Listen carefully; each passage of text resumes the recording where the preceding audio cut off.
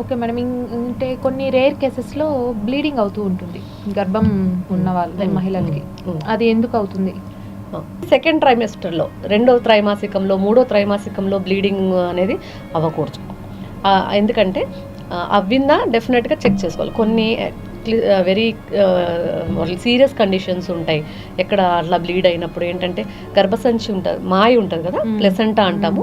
ఆ మాయ మనకి కొన్నిసార్లు పైన యుట్రస్లో, గర్భసంచిలో పైన ఉండకుండా కింద ఉంటుంది, లోవర్ సెగ్మెంట్లో. అలా లోవర్ సెగ్మెంట్లో ఉన్నప్పుడు గర్భసంచి సర్విక్స్ అంటాం కదా, సర్విక్స్ దగ్గర కూడా కొంచెం కవర్ అయిపోతుంది అనమాట.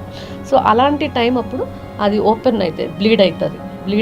బ్లీడ్ అవ్వి దాన్ని ప్లసెంటా ప్రీవియా అంటాం అనమాట. లైఫ్ థ్రెటనింగ్ కండిషన్ అది కూడా.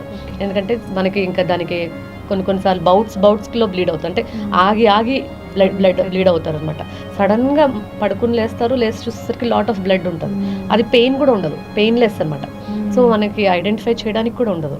పెయిన్లెస్ బౌట్ ఆఫ్ బ్లీడింగ్ ఇట్లా అందులో చూస్తే అప్పుడు ఐడెంటిఫై చేసి బ్లీడ్ అయింది నాకు అని తెలుస్తుంది అనమాట.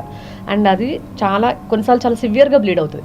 కొంచెం సెపరేట్ అయితే కొంచెం బ్లీడ్ అవుతుంది, ఎక్కువ సెపరేట్ అయితే ఎక్కువ బ్లీడ్ అవుతుంది. బ్లీడ్ అవ్వడం వల్ల బ్లడ్ లాస్, మదర్కి బ్లడ్ లాస్ అయిపోయి బేబీ ప్రాణానికి, తల్లి ప్రాణానికి కూడా చాలా ఇబ్బందిగా ఉంటుంది. వెంటనే ఎనీ బ్లీడింగ్ ఇమ్మీడియట్లీ హాస్పిటల్కి వెళ్ళాలి. అది సెకండ్ థర్డ్ ట్రైమాసికాల్లో.